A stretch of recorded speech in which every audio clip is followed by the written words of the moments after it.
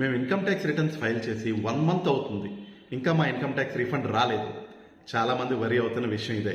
ఈ వీడియో మీకోసమే. మీ income tax refund స్మూత్గా ప్రాసెస్ అవ్వాలంటే రిటర్న్ ఫైల్ చేసే ముందు ఈ 6 విషయాల్ని మీరు గమనించాలి. నా పేరు అవినాష్ గుడివాడ, చార్టెడ్ అకౌంటెంట్. మీ యొక్క బ్యాంక్ అకౌంట్ అనేది వ్యాలిడేట్ అయ్యిందా లేదా చెక్ చేసుకోవాలి.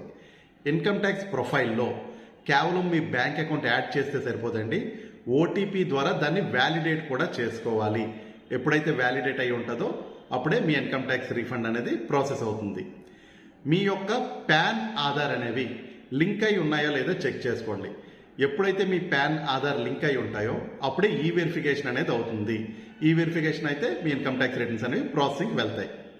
మీ యొక్క బ్యాంక్ కేవైసీలో పాన్ అండ్ మీ యొక్క పేరు ఏ విధంగా అయితే రిజిస్టర్ అయ్యాయో మనం ఫైల్ చేస్తున్న ఇన్కమ్ ట్యాక్స్ రిటర్న్స్లో కూడా మన యొక్క పాన్ నేమ్ అదే విధంగా ఉన్నాయా లేదా అనేది చెక్ చేసుకోండి. మీ బ్యాంక్ ఏమన్నా చేంజెస్ ఉంటే మీ బ్యాంక్లో అప్డేట్ చేసుకునే విధంగా చూసుకోండి.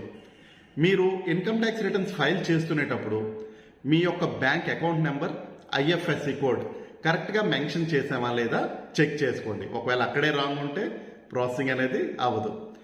అండ్ యాన్యువల్ ఇన్ఫర్మేషన్ స్టేట్మెంట్లో మనం ఉన్న ఇన్ఫర్మేషన్ అంతా రిటర్న్స్లో ప్రాపర్గా డిక్లేర్ చేస్తున్నావా లేదనే చెక్ చేసుకోండి.